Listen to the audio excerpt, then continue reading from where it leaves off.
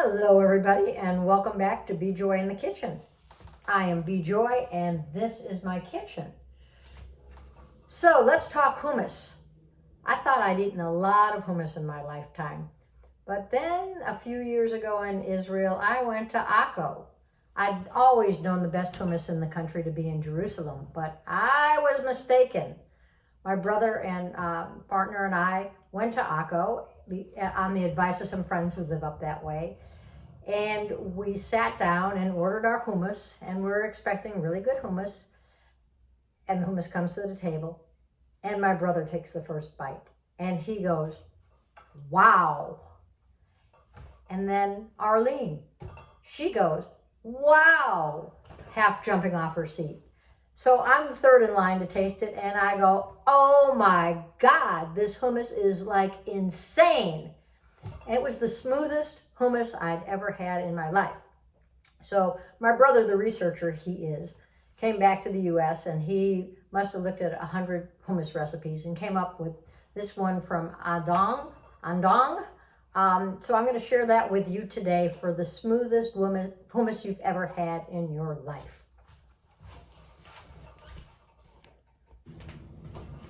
So we're going to start out with 1.25 cups of dried chickpeas, which I soaked last night overnight, and I've just drained and rinsed. And to that, the smoothness, it turns out, comes from the chickpeas losing their skins. And you know, we're not going to take them piece by piece and take their skins off. So Yotam Adalinghi came up with this method of putting a teaspoon of baking soda in the chickpeas. And then what we're going to do is put it over a medium heat over here on the stove. And I'm still trying to figure out how to get you guys over to the stove. So you're going to have to trust me on this. Under a medium heat, and we're just going to stir them around for about 3 minutes. So I'm not going to keep you here for 3 minutes, but what I'm going to do is go ahead and take a pause. And I'm going to go 3 minutes here on the clock and see how it comes out. And we'll be back in 3. Actually, to you, it'll be right away. So after about, I left these in for 4 minutes. I'm bringing them close to the camera. You can see how they're starting to shed their little skins like that. And what I'm going to go ahead and do is add water, a good slug of water to cover my chickpeas, and then put the fire on and go ahead and start to cook those. I need just a tad more water here before I do that. But the longer you keep them on there, you can hear me. Hi. That's why I left them on for about 4.5 minutes. I just kept stirring around. It's amazing how the skins start to disappear. So what we're going to do is fire them up here with enough water that they're going to cook for anywhere from, depending on your chickpeas, anywhere from 30 to 40, 60 minutes. It all depends on the type of chickpeas that you have. So we're going to bring those up to a boil, and then as they start to boil, I'm going to strain out their skins and get rid of those. In the meantime, the other piece to the hummus is we got the chickpeas, and it's going to be skinless chickpeas by the time we're done with them. We're going to go ahead and make our tahini sauce, or tahini sauce. So we're going to start, and it's going to go in the blender. We're going to start with 2 juice of 2 lemons. You can also do this in the food processor, but I'm choosing to do the blender today to make it. So juice of 2 lemons, and then the cloves, and you can leave their skins on because they're going to get all ground up in the blender here. The cloves of an entire head of garlic. So I took them apart because I think that's the best way to go, because you can see if any of them are kind of funky. Yeah, so I took a whole head of garlic. I took it apart, and here they go in here. And what we're going to do next is blend them up, and then we're going to go ahead and strain them out. So that's going to be part of our tahini. Meanwhile, our chickpeas are coming up to speed. My top over here.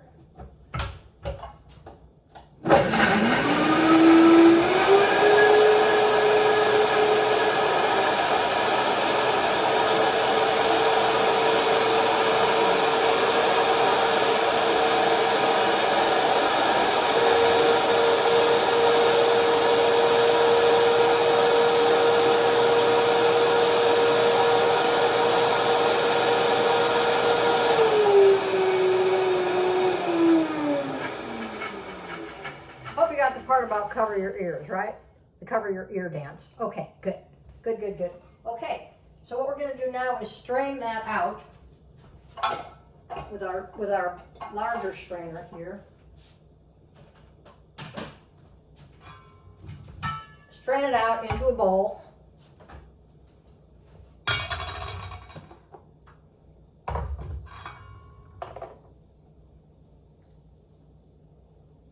And this is going to go into our sauce. You want to make sure you get all of it out of there. You might need to take a little extra care on that. I'm going to go ahead and strain that and then get all of the particles out. If I keep that in front, you can't see what I'm doing. All right, here we go. Yeah, now you can see what I'm doing. Just mashing it around. So you get all of those little pieces of garlic out. See, it's super easy, right? There's not much to it. And they're going to have like this garlicky lemon juice, which is super yummy when it gets mixed with the tahini. Not so super yummy prior to that. Let me tell you, that'd be pretty brutal. So we're going to continue to do that while our chickpeas are coming up to their boil. Don't want to miss any of these good garlic pieces at the bottom. Make sure you get all of that in easy. And you can also do this if you don't have a strainer. You can do it through a cheesecloth.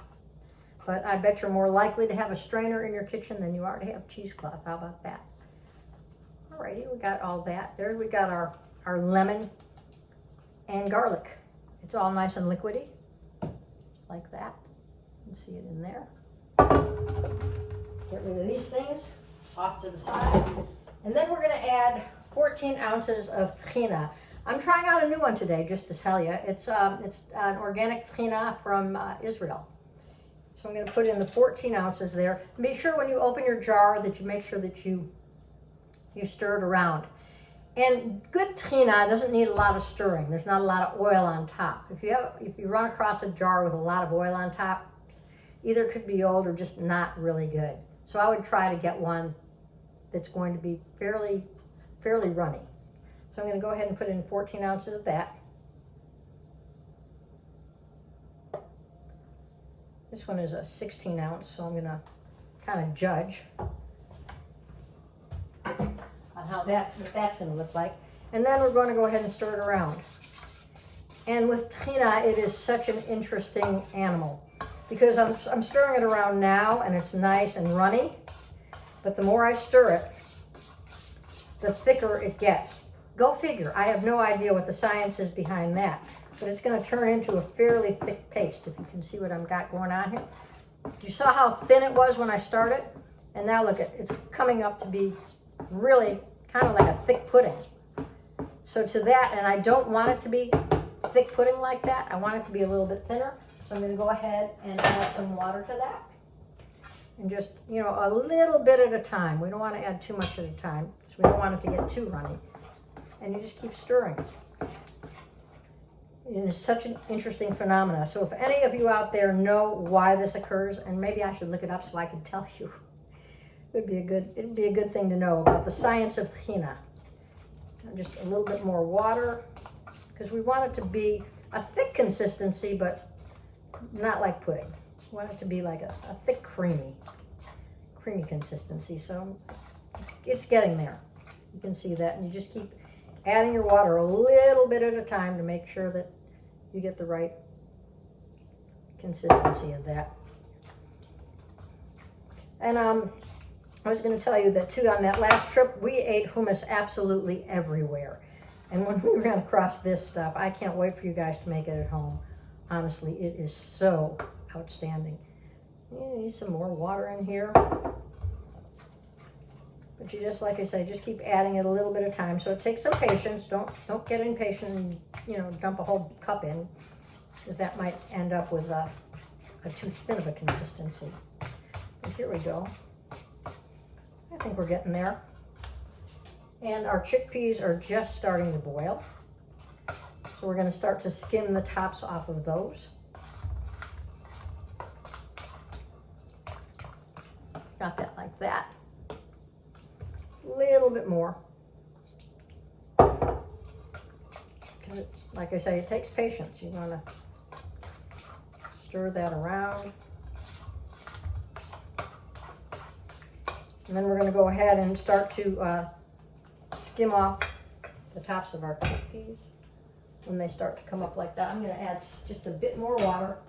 Like I said, I know it's a painstaking process, but you want to be sure to get it right here. Just like that. There we go. There we go. Now we're talking. Now we're getting it like this. Now it's getting creamy. So it goes from thin to thick to creamy. It's crazy. Ah, now we've got what we want. Nice. There we go. Now you can see how it looks when it's just right, like that. Like a thick, see that? Nice. All right, that is perfect. I guess that was good timing on my part. We're gonna put that to the side, and we're gonna start to take the skins off as it comes up to a boil.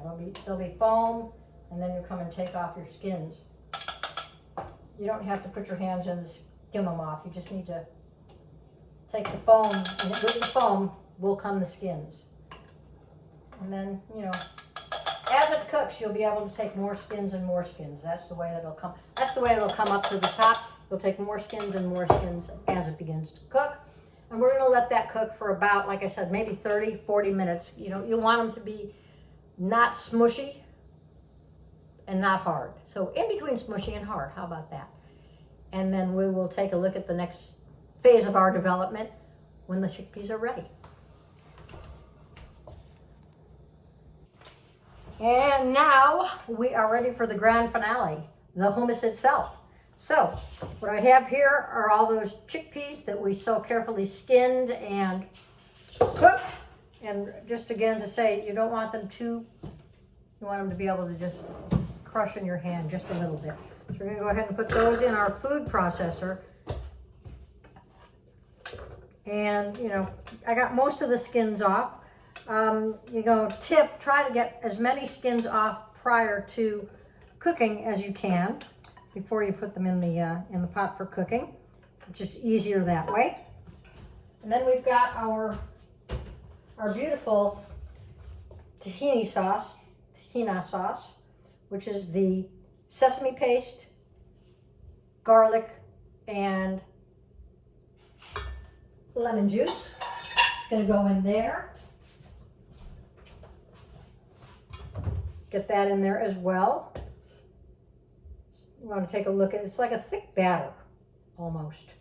A thick pancake batter, only it's a tahini batter. And it is yummy. Gotta say, I took a little taste of it so I could just make sure that it was okay. You know how you like to do that. Always taste. Okay, so we've got that in there, and then we're gonna take a good slug of olive oil. I like this one from Hatun, from my farmer's market. I know I've spoken about it before. And let's get that. I thought it was open and it's not. So give me a second to open that up. I'll be right back. I'm just gonna open it over here. Got it. Well, that's interesting. I am just a home cook in sheep's clothing. All right, a little slug of that. Run it around there. And then I'm going to go ahead and get ready to process back here. And you want to do this for a good 2 minutes. Do a little pulse first. I always like to pulse first. And then I'm going to put 2 minutes on the clock.